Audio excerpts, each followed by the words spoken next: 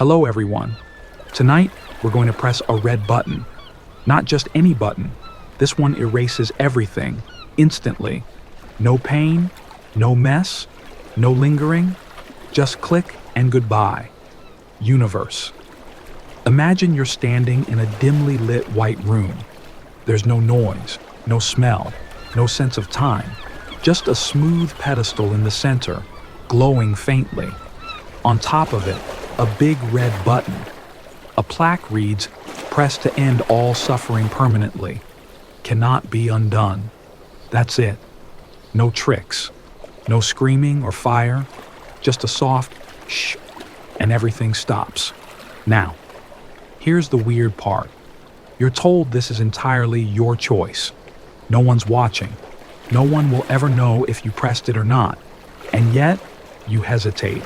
You can either rethink everything or fall asleep without even noticing. So before you get comfortable, take a moment to like the video and subscribe, but only if you really like what I'm doing here. Post your thoughts, your country, and what time it is where you're listening from. Now, turn down the lights, maybe crank up the AC for some soft noise, and let's get started tonight. Section 1. Your finger hovers just above the button. It's warm. While you haven't touched it yet, you squint. The button seems to pulse. Maybe it's your breathing, or maybe it's doing something you aren't aware of. Here's where we introduce one of the most famous philosophical dilemmas in the free will debate, the moral responsibility paradox. If pressing the button is a purely rational decision to prevent all future pain, and you don't press it, are you morally responsible for letting suffering continue? But if you do press it, did you actually choose it, or were you manipulated by the dilemma itself? Philosophers still argue about whether having options matters if every option leads to a predictable outcome based on your psychology, upbringing, and mood. In other words, was it really your choice if the situation shaped you to make it? The button doesn't disappear. You sit down, cross-legged, and wait. Maybe you're stalling to feel in control. Maybe you're hoping the choice will be made for you. And here's where we break your brain just a little more. Let's bring in a weird fact. In 1983, neuroscientist Benjamin Libet ran an experiment where people were asked to flex their wrists whenever they felt like it. He recorded the exact moment they consciously decided to move and compared it to the brain's electrical activity. The twist. The brain started preparing for the movement about 350 milliseconds before the participants said they'd made the decision, which means your brain knew what you were going to do before you did. Now return to the room, return to the button.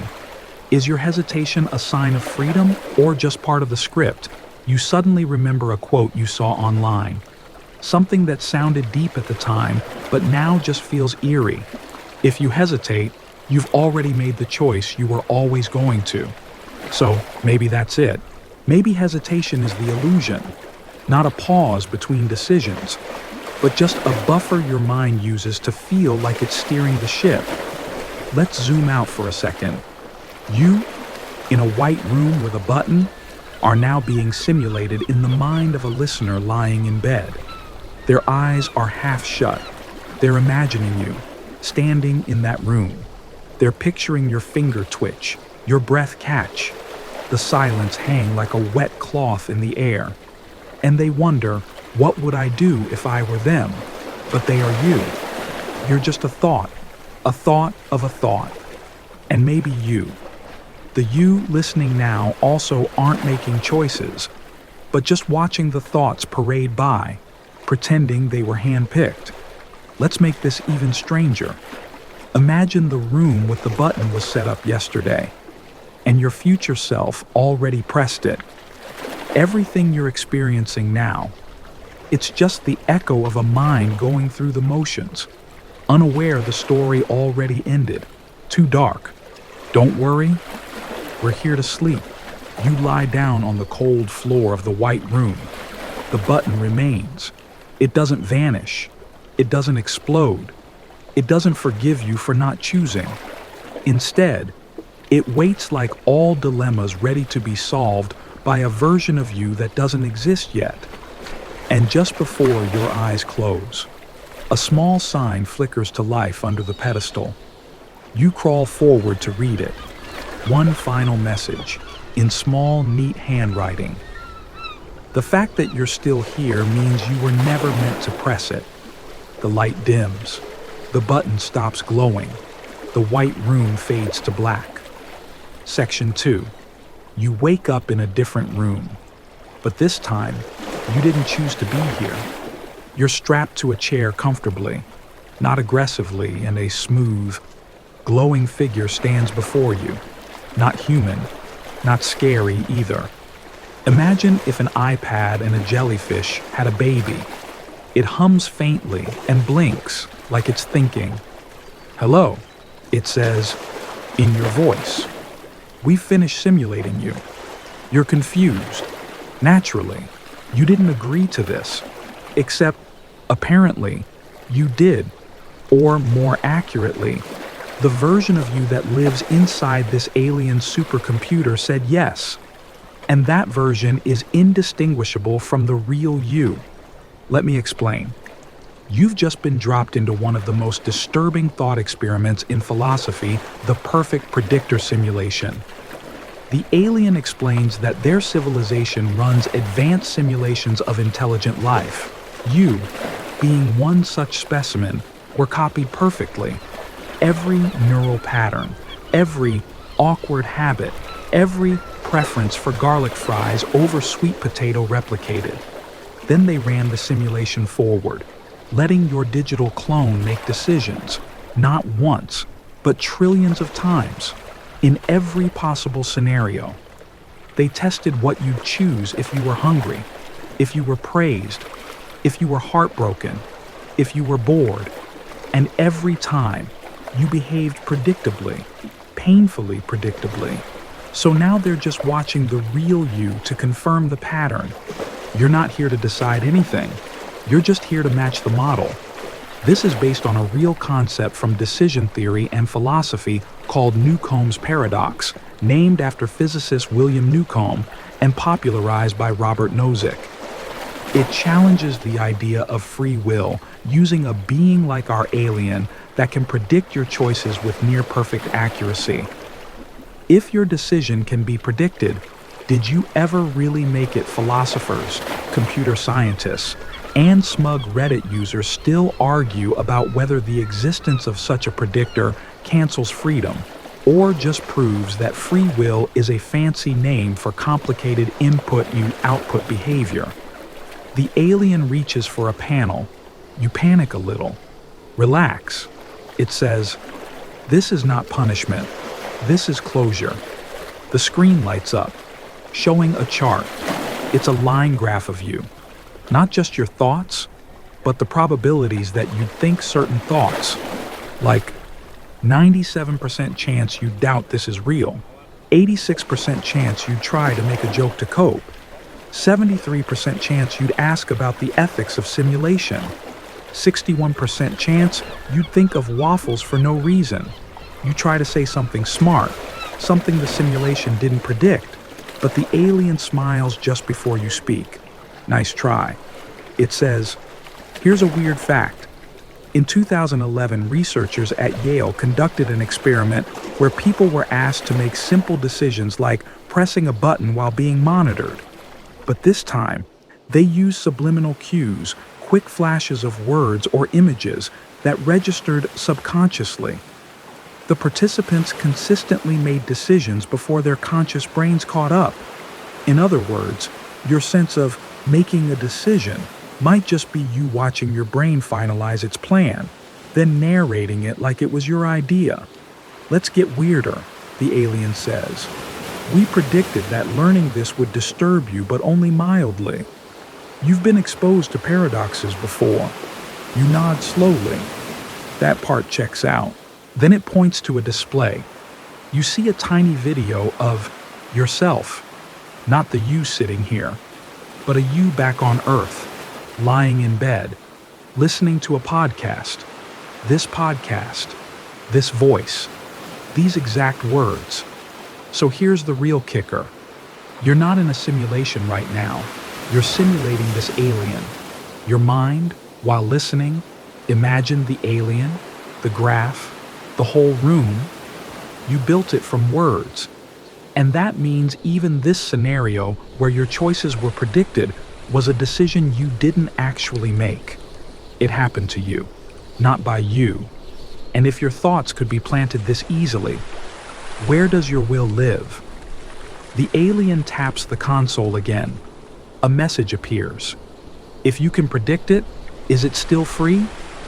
Then it turns off the lights. You're left in the dark, but strangely peaceful. The chair reclines gently. Your limbs feel weightless. You think, maybe this is what it's like to be a thought, watching itself dissolve. The alien, just a figment of your own invention, fades. You don't feel panic. You feel spacious, like a room with open windows and no clocks. Maybe you're not the puppet, but you were never the puppeteer either. Section 3. You're back in your apartment, sort of. The walls are the same. Your coffee mug is still on the table. The sticky note that says, "Buy eggs or die trying," is still stuck to the fridge. But something's off. There's a faint buzzing in your ears, like an old television set warming up, and your closet door is slightly ajar. You don't remember leaving it open. You stand, move slowly. The floorboards creak in the exact rhythm you expect them to, comforting and suspicious. You reach the closet, pull it open. Inside, frozen mid-step, is you, not metaphorically, literally you. Same hoodie, same cowlick that never obeys gel, same faint scar on your left eyebrow from that one epic faceplant on a sidewalk scooter. The only difference is that this version of you isn't moving, just standing there, eyes open, breathless. You stare at your duplicate. Your duplicate stares at nothing. And then you remember the perfect copy thought experiment.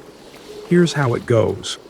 If someone were to create a copy of you down to the last neuron, memory, and impulse and place that copy in a new setting, would it still be you if they took that copy out of the closet and let it walk around tomorrow? Would it make your choices? Or would it make its own? Philosopher Derek Parfit famously argued that identity isn't about a single continuous self, but overlapping psychological connections. You aren't a fixed you. You're more like a cloud of tendencies, habits, and memory links. So if someone copies that cloud exactly, they are you until they're not. You snap your fingers in front of closet you, no reaction. Let's add a weird real-world twist. In 2014, researchers successfully altered a mouse's memory by activating specific neurons with a process called optogenetics. They implanted fear responses to things the mouse hadn't experienced. The mouse felt like it remembered something that never happened, which raises the question if memory can be manufactured. What makes the you who wakes up tomorrow the same as the you now? You wave at closet you. Nothing. Still frozen. And then you get an idea. You leave a note in your own handwriting, fold it, and put it in the copy's hoodie pocket. Make a different choice. You go to sleep. Next morning, the closet is empty. But the eggs you forgot to buy, already in the fridge. Now the anxiety kicks in. Was it you who bought them? Or the copy? Or worse, did the copy replace you entirely? And now you're the one in the closet. You check your reflection. You touch your teeth. You squint into your own eyes, waiting for a glitch. Then a horrible thought lands like a bowling ball in your brain. What if this was always how you functioned? What if, every night, the self that goes to sleep isn't the one that wakes up? What if you are just the most recent echo of a long line of mental baton passing, thinking you're the original when you're just the latest draft? This is the essence of what some call psychological reductionism. It suggests that continuity of self is an illusion. You don't persist, you update. You're not a soul on a journey. You're a Wikipedia page with a very aggressive edit history. Philosophers still argue about whether identity even matters when it comes to moral responsibility or decision-making. If tomorrow's you is not today's you, can either version claim credit or blame? And here's your punchline for tonight. As you're pondering all this, you hear a soft knock on the door. You open it slowly. Standing there is you, another copy, slightly better posture, clear skin, calm eyes. They smile politely and hand you a small bag. Forgot the almond milk, they say. You nod slowly. Thanks. They hesitate. You should probably let the closet one out. You blink. I thought they already left. The copy shrugs. Hard to keep track. And then they walk away. You close the door. Sit down. Sip your coffee. It tastes like someone else made it. And maybe someone did. Section 4. You flip a coin. Not a regular coin. Of course. This one's quantum. Not metaphorically. It's literally suspended in a state of both heads and tails until observed. You stare at it mid-flip, shimmering, spinning, impossible, and feel the sensation of choice swell up in your chest. You told yourself that heads means quitting your job, tails means staying. It lands. But before you look, pause. Because this is where it gets weird. You're not actually using the coin to decide. You've already felt the outcome you want. You're secretly hoping it lands one way. The coin is a prop, a stage magician's flourish. The real choice happened in the gut clench before the coin finished spinning. But let's pretend the quantum coin really decides. You lift your hand and look. Tails. You sigh. Disappointed. Why didn't you want to stay? Or did you just learn that you didn't? This, friend, is the paradox of randomness and agency. Philosopher Galen Strawson calls this the luck objection. It goes something like this. If your actions are determined by prior causes, you're not free. But if they're caused by randomness, you're not free either. You're just flailing around at the mercy of dice. Either way, you don't get credit for choosing. It's like being handed a steering wheel in a car that's either on rails or skidding uncontrollably. You feel responsible, but your hands do nothing. Scientists still argue about whether introducing quantum randomness helps or hurts the case for free will. The unpredictability of quantum particles seems to allow wiggle room, but wiggle room is not agency. It's just chaos in a lab coat. To put it simply, if your choices depend on randomness, then they're not yours. If they don't, they were always inevitable. Let's turn this into a thought experiment. You're sitting in a cafe. You have 2 muffins in front of you, blueberry and banana nut. You tell yourself you'll flip a quantum coin to decide. You close your eyes.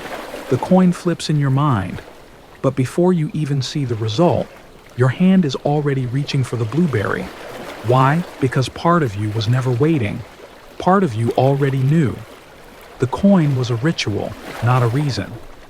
Let's go deeper. In a 2019 study at the Max Planck Institute, researchers used brain scanners to observe decisions seconds before people were consciously aware of making them. They could predict with astonishing accuracy which button someone would press based on neural activity before the subject decided. Your brain is like a movie that plays a few seconds ahead of your awareness, then gives you the remote and says, "Your turn." Let's add a story. You remember a kid in school who always said "I'm random" and then wore 2 different socks and licked a pencil for no reason. At the time, you thought, wow, what a free spirit. But now you realize randomness isn't freedom. It's just noise pretending to be a symphony. And maybe that's what your decisions are. 2. Little noise bursts your brain narrates like a story it wrote on purpose. Here's the kicker. You're given another coin. This one is labeled Determinism versus Chaos. Flip it. You hesitate. Not because you don't want to know, but because part of you already does. The illusion of choice is thick here, like fog in a dreamscape. The coin seems lighter this time, almost floating between fingers. You feel like you're in one of those dreams where you walk forever but never leave the hallway. Let's hit you with one final twist before sleep pulls you under. Imagine a world where the quantum coin flips you. That is it, decides which version of you wakes up tomorrow. One version wakes up bold, another wakes up tired, another never wakes up at all. Now ask yourself, when you open your eyes, which one will you be? The lights dim. The room around you softens. The coin in your hand flickers, then vanishes. And all that's left is the quiet, cozy suspicion that you never needed it in the first place. Section 5. Your alarm doesn't go off. Or maybe it does. But you don't hear it because, well, you're stuck. In a loop. You wake up. Same blanket crease. Same bird chirping outside. Same notification from an app you forgot you downloaded. You check your phone, rub your eyes, and get that eerie deja vu. Again. Then, at 3:17 p.m., you drop your spoon. And for the third day in a row, it bounces the same way. Same sound. Same weird angle. Like time is glitching on a budget. Welcome to the time loop that traps intentions. It starts slow. Repetition feels like routine. But soon, you start testing the edges. Say something different to your barista. Step with your left foot first. Wear socks you hate just to provoke the gods. But no matter what you change, the day resets. And more disturbingly, so do your intentions. You mean to change, but you always don't. Let's bring in a heavy hitter. The Consequence Argument by philosopher Peter van Inwagen. It states that if determinism is true, then your actions are the result of laws and events before your birth. And if that's the case, then you can't be responsible for them because you can't be responsible for those. In other words, you can't control what you do because you can't control who you are, and you can't control where that came from. The loop started way before you. Philosophers still argue about whether intentions matter if they're just output from prior causes. If you're stuck in a loop, does trying even count? Let's add a weird story. In 2002, a man suffered a head injury that gave him a rare form of memory, reset 30-second intervals. Every 30 seconds, his mind rebooted. He couldn't form new long-term memories, but he kept trying to wake up from the experience like a living time loop. Every moment, he felt new, but he wasn't. That's you now. You try again. Leave the apartment earlier. Tip a cab driver $100. Confess a secret to someone in the elevator. Doesn't matter. Reset. But here's the twist. You begin to suspect something darker. Not that the universe is looping you, but that you're choosing the loop. Not consciously. More like emotionally. You're stuck because there's comfort in knowing what happens next. You intend to break free, but deep down, you don't want to lose control of the narrative, even a broken one. Imagine you're a character in a video game who gains self-awareness, but your only power is moving the joystick after the move has been made. You feel like you're acting, but really, you're just watching yourself react. You ever had that moment? You say something in a conversation, and halfway through, realize this isn't what I meant, but your mouth keeps going. As if the intention was never yours. As if it arrived already wrapped and sealed. You begin to wonder if intention is just memory in disguise. That what you call a decision is just a post-it your brain sticks on the wall after the party's already over. Let's say it another way. What if free will is just your ability to remember wanting something, and if your memory loops your freedom loops with it, the day resets again. You make coffee without thinking, tie your shoes in the dark, open the fridge, find the same sad-looking celery, and somehow Somehow, you're still surprised. You sit down. Your hand twitches. A small whisper in your mind says, "Tomorrow, do it differently." You nod. You really mean it this time. But that voice, that was yesterday's you. And the loop continues. Section 6. You're in a library. It's not your usual one. This one's inside your head, literally. Shelves stretch endlessly in every direction, and they're packed not with books, but with memory boxes. Each box is labeled in your handwriting. Some are pristine, others are duct tape disasters. All are yours. Or are they?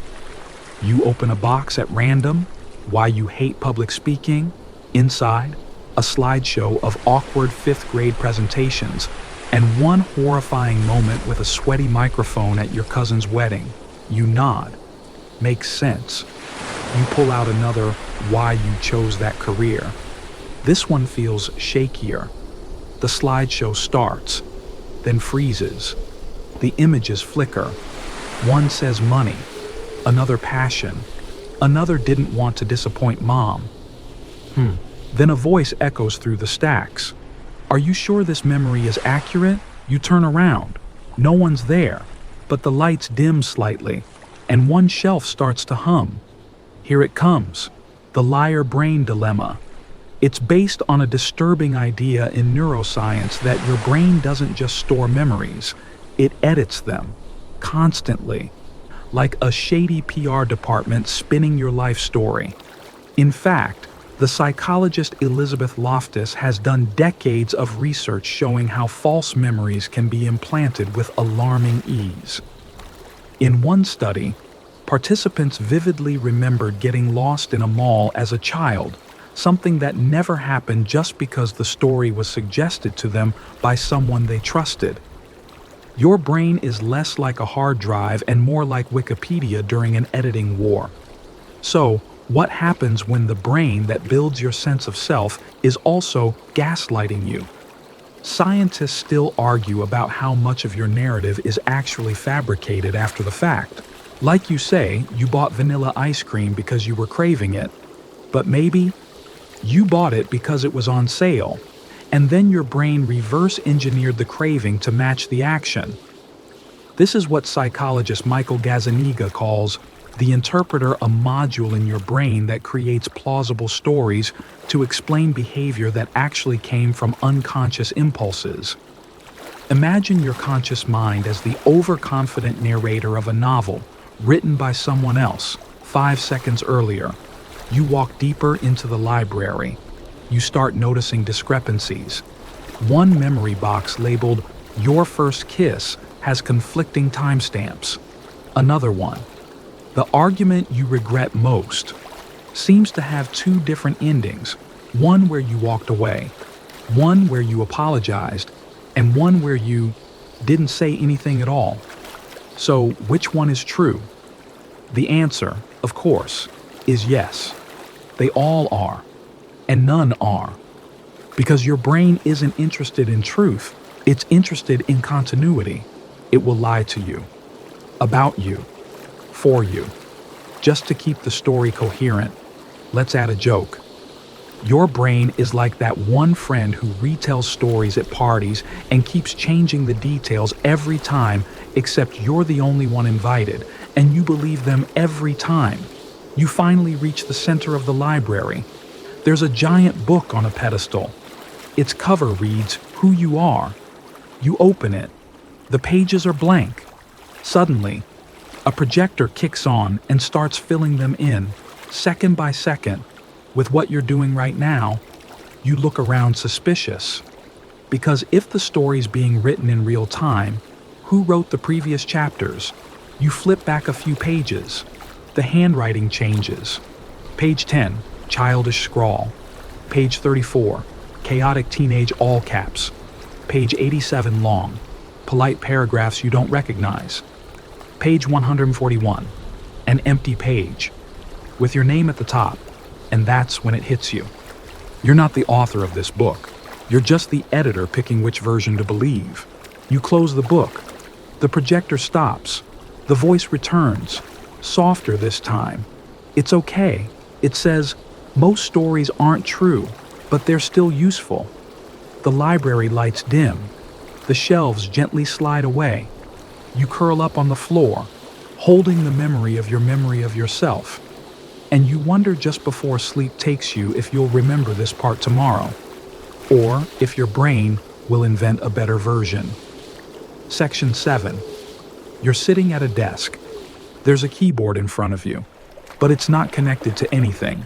No screen, no mouse, just keys clicky and satisfying, like typing on a typewriter that thinks it's a spaceship. Behind you, someone clears their throat. You turn. There's a figure in the shadows, wearing your clothes, speaking in your voice, but it's not you. It feels like you. And more disturbingly, it acts like it already knows what you're going to do. Go ahead. It says, type. You do. But not because it told you to, or at least, that's what you tell yourself. As your fingers move, the thought occurs to you, what if these aren't my thoughts? Welcome to the puppet with a password thought experiment. Imagine your mind is a software system, beautifully chaotic code, but one that accepts external inputs. What if someone or something had root access? In neuroscience, there's a real phenomenon known as ideomotor action. It's when your body responds to ideas or suggestions without conscious intention. Think Ouija boards. Or when your leg bounces to music before you realize it's playing. Your body acts like it's on autopilot, because it sort of is. Now imagine that's your entire self. You type, I am in control. The figure smiles. You try again. I decide my path. It nods, approvingly. You were programmed to say that. This gets at a deeper fear, not that we lack control, but that our sense of control is itself a manipulation. Philosophers still argue about compatibilism, the idea that free will and determinism can coexist. That you can be free as long as your actions align with your internal desires, even if those desires were shaped by causes beyond your control. But what if your desires were installed by someone else? Let's break the tension with a short story. In 2010, researchers at Harvard found they could make subjects want something after choosing it. Participants rated 2 paintings. Then they were told which one they chose. It was random. Later, they rated that one higher, even though they hadn't really picked it. Their brain rewrote the past to match the action. Desire follows behavior, not the other way around. You pause typing. The figure leans in closer. You see it clearly. Now it's wearing a name tag input. Suddenly, the keyboard lights up. Each key press triggers something: an image, a sound, a sensation. You type L and feel cold wind. You type F and hear your mother's voice. You type R and taste blood orange. It's not random. These aren't metaphors. These are triggers linked not by meaning, but by implanted associations. You wonder, how many of my cravings, my fears, my impulses were programmed? You think of marketing algorithms, of ads that know you better than your best friend, of how Spotify guessed your heartbreak before you did. Are you really choosing your next move, or are you just responding to a long string of prompts? Here's a joke to soothe the existential dread if you're a puppet and you cut your own strings. But the decision to do that was pre-coded. Is it still an act of rebellion, or just an automatic update? You look back at the keyboard. It now displays a prompt: enter your master password to override inputs. Your fingers hover. You type, I am me. The screen blinks. Access denied. You try again. I choose. Access denied. One last time. With shaking hands, you type, help me. The lights dim. The shadow figure reaches out, gently touches your head, and says, there's no password. You've always been logged in. You just didn't write the code. Your desk dissolves. The keyboard vanishes. You lie back in the void. A soft humming fills your ears like a machine powering down, or a thought completing its cycle.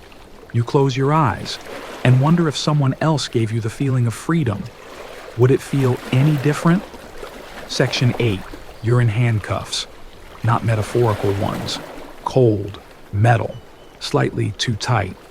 You're sitting in a windowless interrogation room with a buzzing fluorescent light and the kind of chair that makes your back question its loyalty. Across the table is a detective. She looks calm, casual. She sips her coffee and taps a manila folder. "You know why you're here?" she says. You shake your head. "I haven't done anything." She opens the folder. Inside is a prediction, not an accusation, not a report. A prediction issued by an AI that's apparently way better at knowing your future than you are. According to the model, you're going to commit a crime. Not today, not tomorrow, but soon. And it's serious. You laugh nervously. You can't arrest someone for something they might do. She shrugs. You didn't do it, but you will. Statistically, emotionally, neurologically, you're primed. Welcome to the crime you were going to commit thought experiment. Inspired by Philip K. Dick's Minority Report and increasingly less science fictional every year, this idea digs into what happens when technology predicts your behavior with enough certainty to act before you do. You might be thinking that's unfair, but ask yourself if someone was going to harm others and we could stop them with near-perfect prediction. Shouldn't we? Now flip it if your future is being used to punish your present. Are you still free? Philosophers still argue about pre-crime ethics if determinism is true, and you're just the endpoint of causes and effects, then you can't be blamed. But if it's false, and free will exists, then a prediction can't be certain, which means punishing you for it is unjust. Either way, you lose. Here's a weird real-life fact. In some U.S. cities, predictive policing algorithms already exist. They analyze crime data to forecast where future crimes might occur and who might be involved. The data often includes past behavior, social networks, and even school records. It's not as dramatic as arresting people for future crimes, but it shifts the gaze of law enforcement toward those who might act based on patterns, not proof. The detective pours another cup of coffee, offers you one. You shake your head. She continues. You scored high on the aggression index, but also the empathy curve.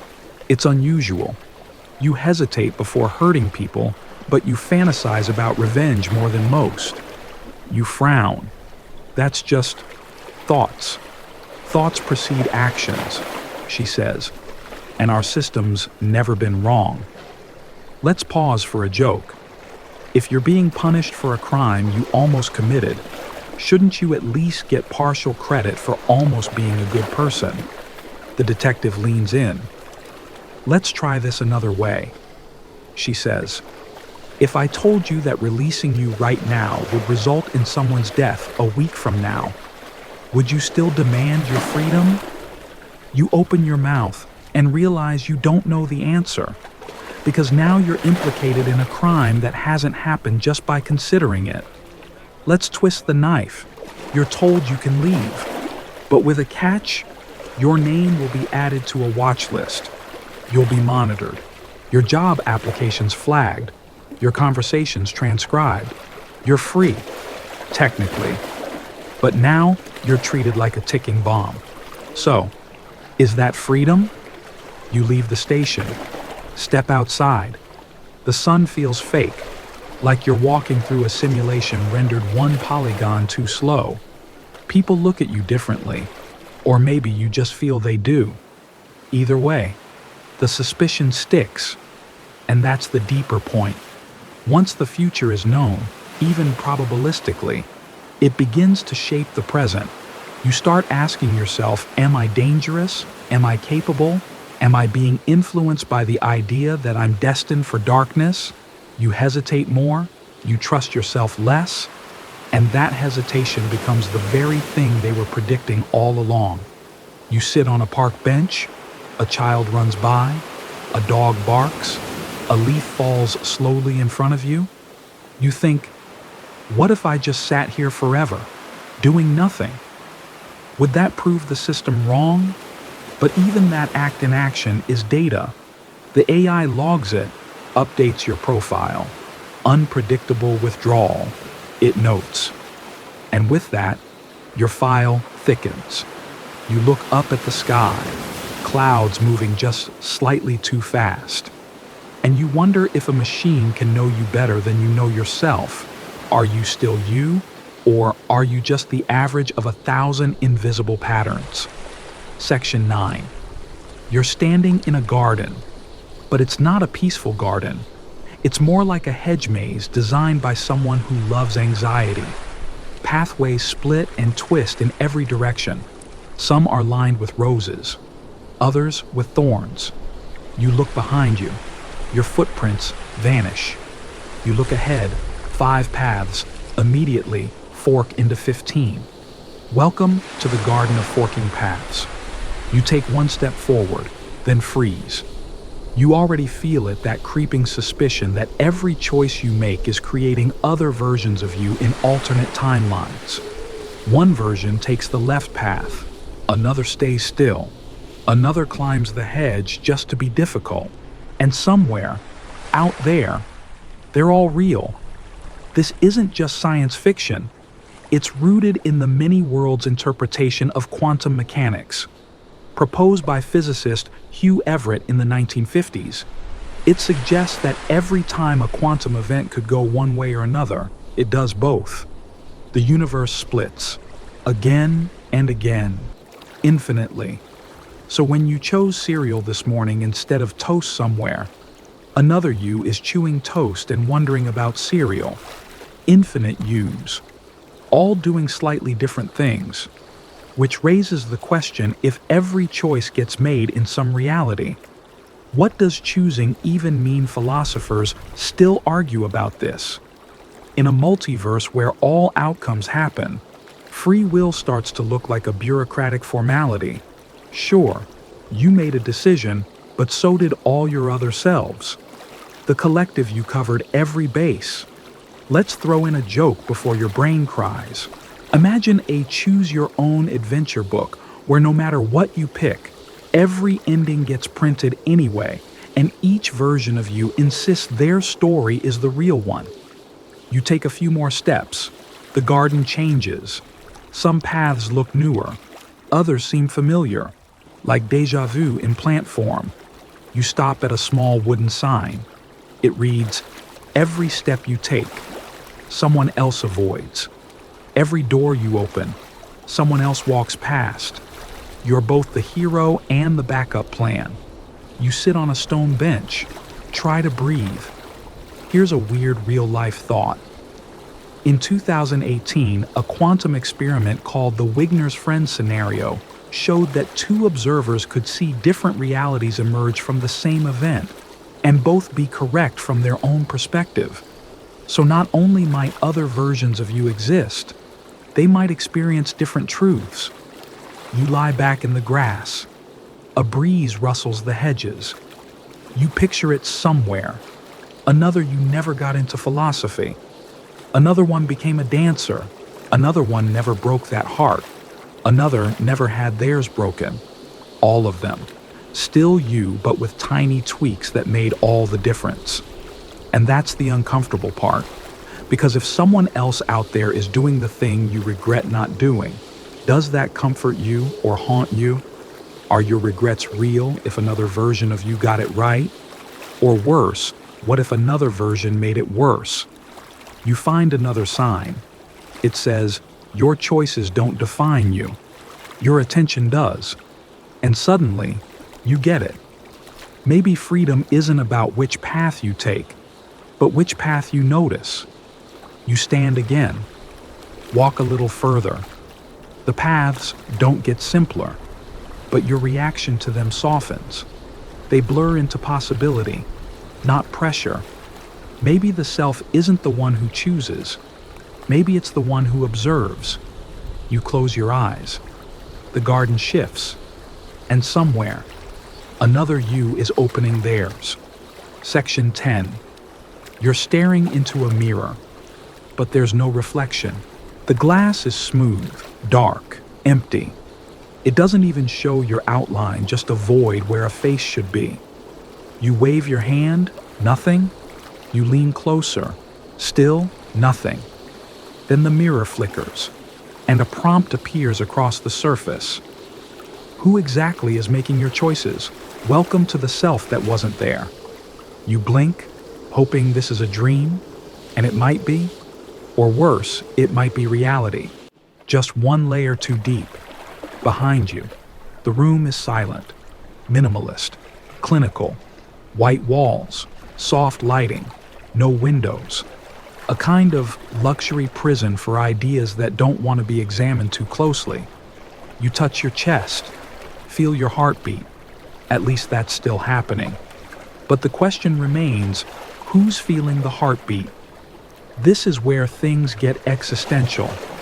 The philosopher David Hume famously said that when he looked inward, he never found a self, just a bundle of perceptions, a flicker of thoughts, not a pilot in the cockpit, just a slideshow running itself. You sit down in front of the mirror. Wait, a new message appears. You're not making choices. You're interpreting noise. A chill runs up your spine. Because maybe that's true. You think back to today's decisions. What to wear, what to say in that awkward moment. Whether to text them or not, each moment felt deliberate. But now, under this light, they feel more like reactions dressed up as intentions. Let's make it stranger. In a 2015 study, researchers found that subjects were more likely to attribute decisions to their true self when those decisions aligned with moral or social expectations, even when those choices were random or externally influenced. Translation: people retroactively assign identity to whatever behavior seems most socially acceptable. The self isn't choosing, it's just narrating after the fact. You try to speak to the mirror, "I'm in control." It flickers. That's what we'd expect you to say. A bit snarky for a mirror, but fair. Philosophers still argue about the illusion of selfhood, whether what we call I is just a useful fiction, a way to organize our experiences into a single thread, even though the thread is fraying at every moment. You start listing the things you think make you you. Favorite food waffles. Favorite movie that one you never admit in public. Secret fear being irrelevant. Most used emoji, the upside down smiley face. But each of those things was shaped by others. Your taste in movies was influenced by a friend. Your fear, probably born during middle school humiliation. Even your favorite breakfast food, who chose it first? You or the marketing? Here's a joke to soften the existential punch. You're not a person with a self. You're a playlist on shuffle, pretending to be a DJ. You stare at the mirror again. It's starting to shimmer like it's breathing. Another message fades in. You're not the thinker. You're the thought. Your legs go weak. You sit. Suddenly, behind the mirror, shadows appear. Dozens of versions of you, each slightly different. Some older, some smiling, one crying softly, one screaming behind glass. They wave. You don't wave back, because now you understand the self was never solid. It's a slideshow, a scrapbook glued together with memory, narrative, and caffeine.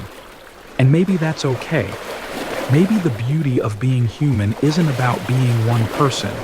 Maybe it's being a temporary swirl of selves, orbiting a void we politely call me. You lie down.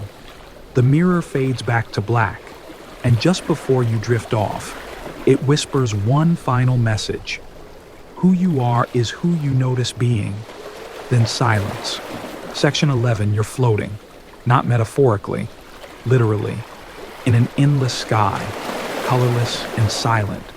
There's no up, no down, no gravity, just you, drifting like a punctuation mark between thoughts. Ahead, something glows. You drift toward it. It's a die, a giant, slowly spinning die with sides that shimmer like soap bubbles. But instead of numbers, each side is labeled with something stranger: kindness, cruelty, love, fear, regret, relief. You instinctively reach for it, but just before your fingers touch, a deep voice rumbles all around you. This is the God who rolls dice. Welcome to one of the strangest and slipperiest thought experiments, the question of whether freedom can exist if the universe itself is fundamentally random. A being, call it God, or the universe, or Jeff, if that helps, created everything and granted you complete freedom. But there's a catch: this freedom operates on randomness. You're allowed to choose, but your choices come from probability distributions. Think 43% chance you forgive your ex, 22% chance you don't respond to that email, 35% chance you eat that fourth cookie and instantly regret it. So here's the core dilemma: if your decisions are rooted in probability, not intention, is that still free will? Physicists, theologians, and philosophers still argue about this. Some think randomness gives us wiggle room from determinism. Others say it's worse, that freedom without control is just chaos wearing a halo. You finally grab the die. It pulses with warmth, like holding a question that doesn't want to be answered. You think back to Heisenberg's uncertainty principle, the idea that certain pairs of properties, like position and momentum, can't be simultaneously known with precision. The more you know about one, the less you know about the other. Apply that to choices. The more you try to pin down why you did something, the fuzzier it gets. Let's take a breath with a weird story. In 1979, a computer scientist named John Holland created one of the first algorithms to simulate evolution through randomness. His models proved that even without planning, complex behavior emerged, like birds flocking or humans arguing in comment sections. The patterns looked like intention, but were built on chance. Maybe your mind is doing the same. Here's a joke to keep the existential vertigo from kicking in too hard. If God rolls dice and you trip over the outcome, can you sue for emotional damages? The voice speaks again. Your freedom was never about control. It was about interpretation. You float back, slowly, the die slipping from your hand and dissolving into mist. All around you now are translucent dice, uncountable in number, each one representing a possible you. Some smile, some cry, some write novels, some never learn to dance. You hear a soft chorus, every version of you whispering their story at once. It's overwhelming, until you realize you don't need to listen to all of them. Just the one that's speaking now. The one that says, you are here. You are listening. And that might be enough. You drift again. You're not choosing your direction. You never were. But somehow, you're exactly where you're supposed to be. Section 12. You're on stage, spotlight blinding, microphone in your hand. The seats are full, but you can't see a single face. You feel a script tucked in your back pocket, edges curled, slightly damp. You reach for it, blank pages. Someone coughs in the darkness. You panic, then smile, pretend it's all part of the act. Welcome to the actor who forgot the script. At first, you try to improvise. You say something that sounds like an opening line, something witty, dramatic, possibly profound. A few murmurs ripple through the crowd. You continue. You fill the silence with lines that feel right, even though you have no idea what you're saying. And then, the stage manager walks out and hands you a copy of the real script. It's titled, Your Life. You flip through the pages. Every past decision is written down. Every moment of hesitation, every word you thought you invented, it's all there, word for word. You weren't improvising. You were remembering. Here's where things get philosophical. The script illusion is the idea that your sense of spontaneity is just your awareness catching up to pre-written action. You feel like you're choosing in the moment, but your brain and your environment already set the stage. It's related to epiphenomenalism, a theory that says consciousness doesn't cause actions, it's just the byproduct. Like a whistle on a train, no control, just noise. Philosophers still argue about whether free will exists if everything you choose can be described as something you would have done anyway. Let's toss in a real-world study. In 2008, neuroscientists recorded brain activity seconds before participants pressed a button. Not only could they predict the decision before it was made consciously, they could do it with 80% accuracy. In other words, the audience had read your lines before you did. You step off stage. Backstage is filled with versions of you in costume, one dressed as a romantic, one as a cynic, one as someone who never left their hometown. They're all rehearsing different acts of your life. You walk past them, and then you see a version of yourself sitting quietly, reading. They look up, nod, hand you a note. It says even when you improvised, you still followed the rhythm. And maybe that's the secret. Maybe it's not about writing your own lines. Maybe it's about learning the rhythm so well that it feels like improvisation. Let's add a joke. You know that moment when you tell a spontaneous joke and someone says, "You've used that one before." That's not laziness. It's just your brain doing reruns to keep the ratings up. You find your way out of the theater, back in the city. The streets feel less chaotic now, not because you control them, but because you understand the cues. The green light was always going to turn. The stranger was always going to smile. The wrong turn was always part of the script, and yet, it still feels good to pretend. You stop by a small coffee shop you've never noticed before. The barista looks at you and says, "Usual." You blink, then smile. Of course, you never chose this moment, but it feels like yours. And maybe, in this version of the play, that's enough. Section 13. You're in front of a mirror again, but this one does show your reflection. And something more. Behind you stands a long hallway, dim, endless, lined with doors. On each door is a date, a choice, a moment you made a decision and walked forward. You take a step toward the first one. The mirror flickers. Your reflection shifts. Now, you're not alone.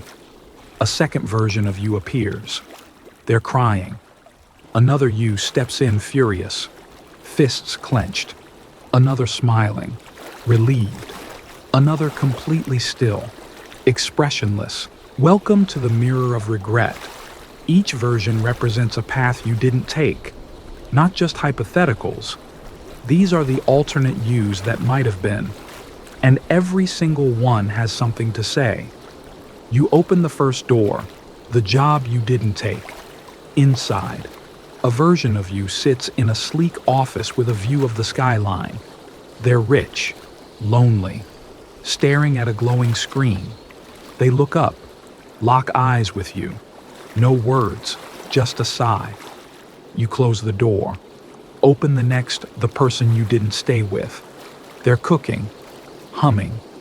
There's a second toothbrush by the sink. They see you and smile. Then the smile fades. They turn away. Another door. Another version. Another feeling you didn't know was waiting. This is the weight of counterfactual regret, the emotional pain of unrealized possibilities. It's a psychological phenomenon studied in decision theory and behavioral economics. We don't just regret what we did, we mourn what we could have done. Even if it never really existed, philosophers still argue about whether this kind of regret undermines free will. If every choice creates infinite branches, then regret becomes inescapable, because for every path taken, there's a library of selves whispering, "But what if?" Let's take a breath with a real-world example. In one study, Olympic silver medalists reported feeling less satisfied than bronze medalists. Why? Because the silver medalists came so close to gold, their counterfactual was winning. The bronze medalists, meanwhile, were just happy to be on the podium. Regret isn't logical, it's narrative. And your brain loves tragic stories. You continue down the hallway. You notice some doors are warm, others cold, some locked. A few open just a crack, leaking music or laughter or silence. Each choice you made excluded 1,000 others. And yet, you're still here. Here's a joke to lighten the existential dread. Your alternate selves are basically the world's worst Yelp reviewers. One star: "This version of me didn't go to Paris in 2012. Would not recommend." You pause before the final door, the one you're about to choose. There's no label yet, just your own face reflected back in polished wood. You reach for the knob, then stop, because the regret hasn't happened yet. And maybe that's what this room is teaching you. That freedom isn't just choosing, it's choosing in spite of all the selves you'll disappoint. You whisper, "I can't make all of us happy." And the hallway flickers, the mirrors vanish. You're back in your body, present, still unsure, still moving forward. But now you carry them with you. Your ghosts of could have been not as burdens, but as background music, the ambient hum of being human. You step away from the mirror. The next decision is coming. And for the first time, you don't need it to be perfect, just yours. Section 14. You're inside a game. Not a video game exactly. Not board or card either. Something stranger. You're standing on a tiled floor, suspended in blackness. Each tile labeled with actions: speak, pause, touch, run, lie, help. You step on speak. A voice comes out of your mouth, but not a word you planned. You say something random, polite, off topic, like, "My favorite shape is hexagon." Then your tile vanishes, and you stumble to the next. Welcome to the game with invisible rules. It feels familiar, doesn't it? Like life, you were born into this system with no instructions. You didn't pick your level, your gear, your starting stats. You didn't even choose your name, but here you are playing. Every move you make triggers new tiles to appear. Some open pathways, some shut doors. Some make sirens blare and reset the level. You try to learn the rules. You watch others. Some people seem to glide through it. Others get knocked off course just for breathing too loud. You pick help. An invisible force shoves you sideways. Try again. This time, you try pause. A loud buzzer goes off. Penalty self-awareness, says the disembodied voice. Now you're starting to realize the problem: you're being judged, but you don't know how the game works, and neither does anyone else. This is the thought experiment where free will collides with moral responsibility under uncertainty. If you're held accountable for your choices, but you were never given the rule book, how is that fair? Philosophers still argue about moral luck, the idea that sometimes your outcomes are determined by factors outside your control, but you're still praised or blamed. You drive safely, but a tree falls anyway. You take a risk, and it pays off. Are you wise or just lucky? Let's make it concrete with a weird fact. In 1976, philosopher Thomas Nagel published a paper called Moral Luck. In it, he describes cases where identical actions result in different consequences, leading to vastly different judgments even though the intention was the same. Two people drive drunk. One makes it home, the other hits a pedestrian. One is a criminal, the other just tired. Luck decides the label. Let's lighten the mood with a joke. Life is just a game where the tutorial skipped itself. The patch notes are redacted, and the leaderboard is rigged by influencers who got early access. You walk to another tile, confess. This one feels risky. You step on it anyway. Suddenly, a screen lights up. You admitted fault. Penalty reduced, okay? So vulnerability matters. Or is that just this level? You try, ask for help again. This time, a bridge appears. So the rules are changing. Or maybe they were never fixed at all. Maybe the game was always this inconsistent. And maybe you, the player, are less a decision maker and more an interpreter, trying to find meaning in noise. You hear footsteps. Another player approaches. They look lost too. They step on blame. A trap door opens beneath them. You reach down to help. A quiet ping sounds. Bonus unlocked empathy. You laugh. Of course. Now the game rewards it. But the laughter fades. And you look around. You're still playing. Still guessing. Still moving forward tile by tile. And you think if the rules are invisible, if the outcomes are inconsistent, if the rewards are arbitrary, then the only thing that's real is how you move through it. Not why, not where, just that you keep going, one tile at a time. Section 15. You're dreaming. Not the flying kind, not the teeth falling out kind either. This one's different. You're in your bedroom. Everything looks normal, your bed, your lamp, the way your socks are somehow always just slightly damp. But there's a strange sharpness to it all. Too vivid, too crisp.